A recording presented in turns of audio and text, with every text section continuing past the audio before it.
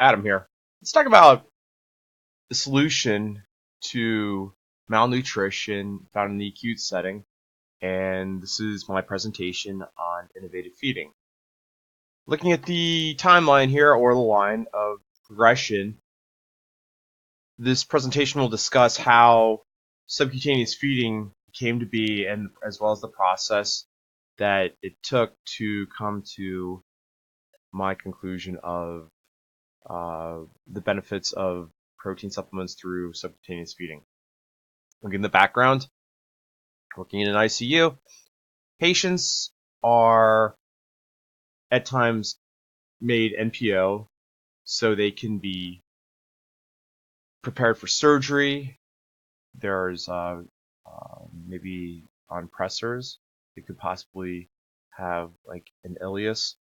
So with these issues at hand, malnutrition is common, and an issue with undernutrition is that it prolongs hospital stays as well as can increase the risk of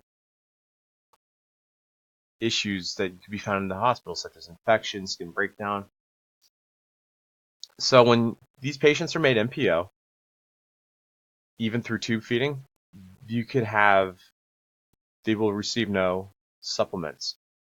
Because of this, I started thinking in my brainstorming topic, like how could we get patients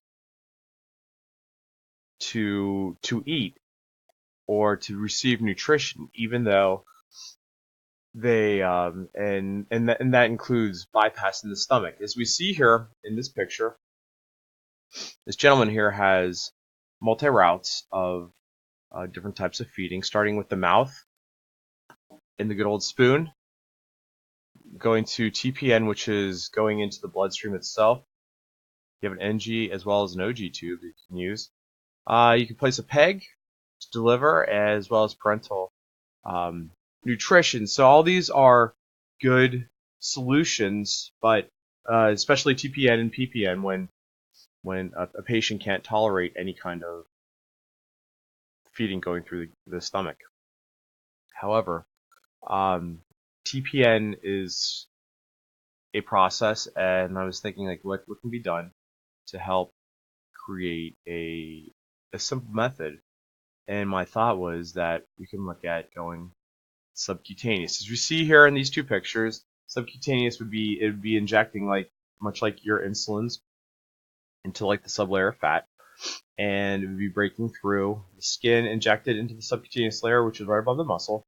And as you see, it would be broken down and delivered into the bloodstream. Now, looking at going through the research process in this project, I found that it is common to use hydration for a subcutaneous delivery. Generally, it's commonly found in end of life situations.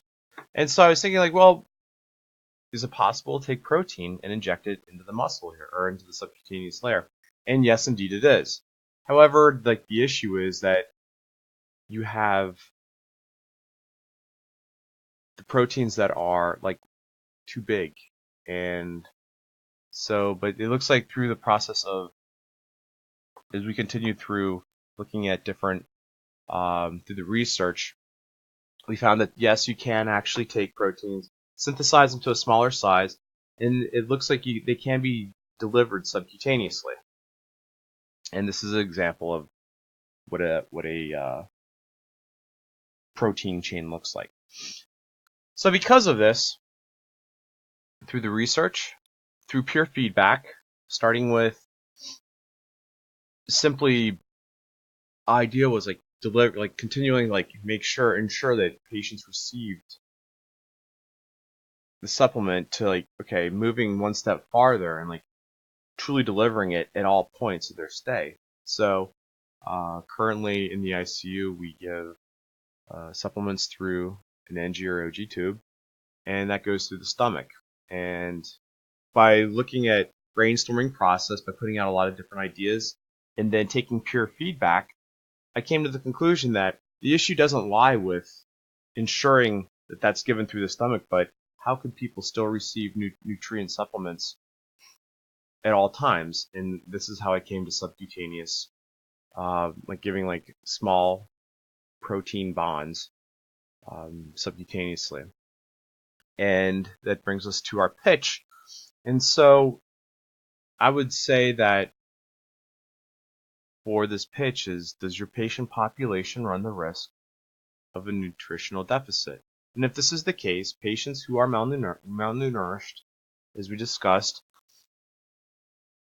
run the risk of hospital complications, and this can be avoided through subcutaneous protein injections. Patients who are unable to eat or tolerate these internal feedings can benefit from timely injections. This injection is placed subcutaneously and slowly but continually broken down in the patient's body. So let's go ahead and take a further look at this protein delivery system by the subcutaneous route for the benefits of inpatient nutrition. So I thought, well, ideally it seems like a very possible idea. There's still, from what I found, like proteins still need to be synthesized to make this happen. However, which brings us to increased quality, and why this is important, like looking at our framework here for patient healthcare, that it's cheaper and safer than TPN, and and is able to guarantee nutrition when patients are unable to tolerate any kind of feeding going through their stomach. So this was ideally in my mind that this would increase patient outcomes and hopefully decrease malnutrition, and it would bring us to the end of this presentation here for me saying that let's take a look at this and consider different methods of feeding something other than the gut. Thank you very much.